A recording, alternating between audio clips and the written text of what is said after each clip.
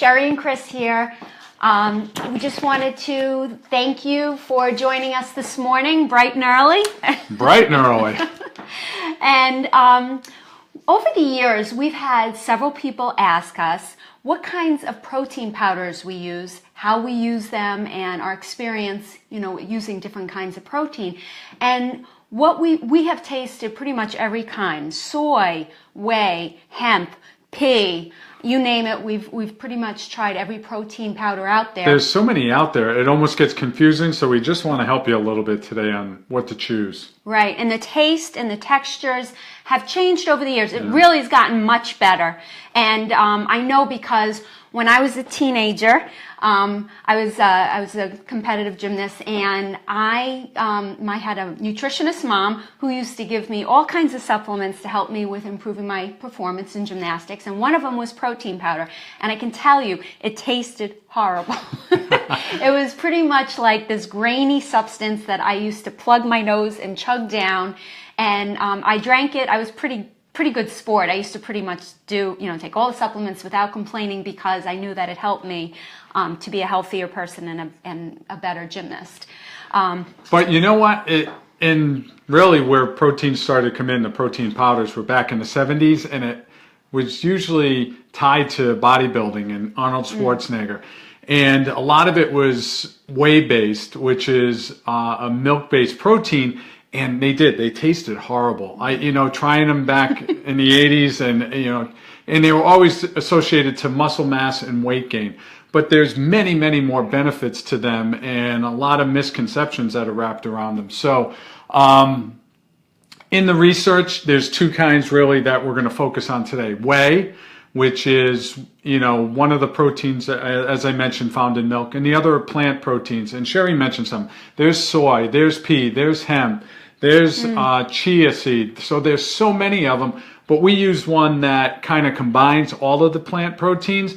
And the reason we do it is, Sheri will talk more about it, but we find the taste great, we find the texture's really good, and we find that it assimilates with our body much better.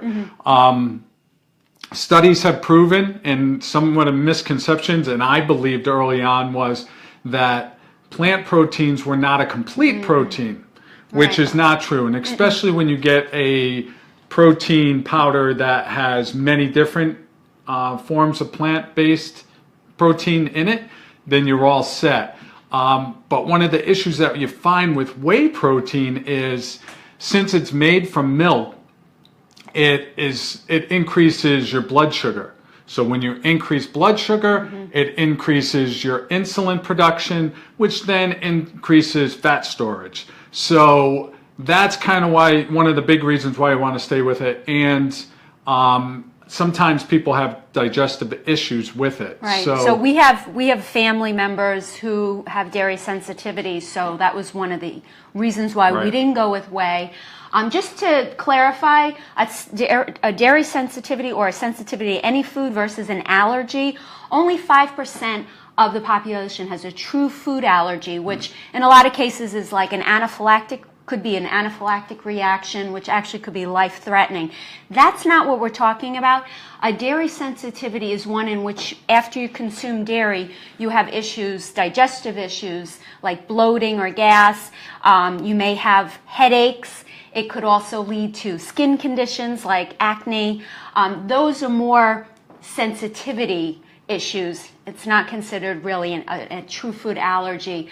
In that case, whey may not be the best choice. Right.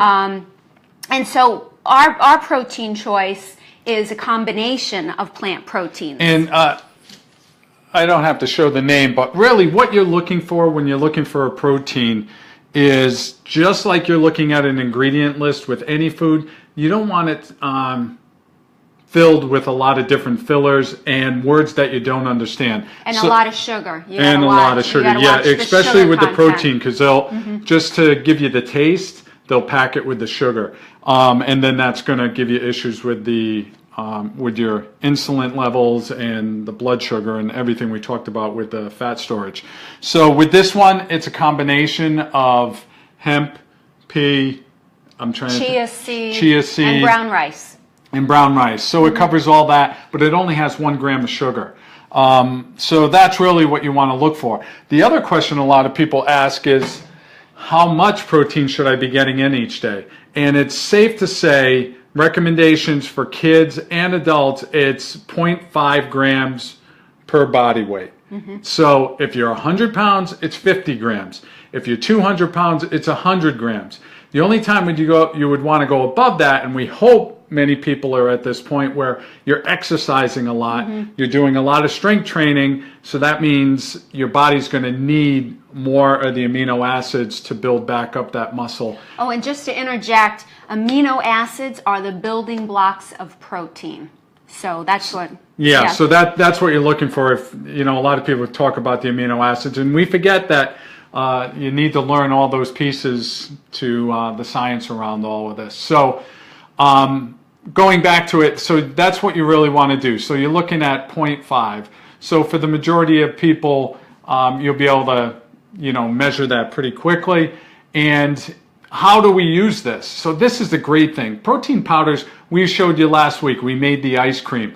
You can make smoothies with it, but you can go way beyond that. You can put it in muffins. So breakfast, you can put it in muffins if you're making it, pancakes, waffles. You can do it on there. For meals, you can put it in soups. If you're making pizza dough, you can put it in pizza dough. Desserts, you can put it in cakes, cupcakes. There's so many ways to do it because they're flavored differently. You can get vanilla, you can get the chocolate, there's strawberry. There's so many flavors, and it comes unflavored, so you would never taste it, but you can, inject protein into everything, which helps to level out the blood sugar and make you feel fuller for an extended period of time. Right, and that's going to lead into some of the benefits for your family using protein powders. The one we use is about 21 grams per serving for like 2 scoops. It's a great addition to your family's meals and snacks, as Chris was saying, and you can add it to all kinds of things. Protein in the morning will help keep your family satisfied till the next meal. So it helps with concentration and focus at work and at school. And it can really help your family to just keep their blood sugar managed. And that's really what you want to do. It's a blood sugar game throughout the day. Keeping your blood sugar even throughout the day and not letting it dip too far down or jump too far up. You kind of want to stay in this range with your blood sugar, and protein will help you to do that. So, I know we've thrown a lot at you today. We hope that you enjoyed learning a bit more about protein and how you can use it with your family. And we would like you to please comment below if you have any questions. We would actually like to challenge you, jump into this. Go out and find a protein. You can base it on flavor. Take a look at the ingredient list. If you feel that your store doesn't have enough choices, which can be the case, there are quite a few choices in any of your local superstores and supermarkets, but you can jump on Amazon and they'll give you every choice that you would want. And ask us questions. We can get to, get more recipes out to you on that way. But again, we thank you for watching. Please like us and comment below, and we will see you next week. All right, thanks for joining us today. Bye now. Bye.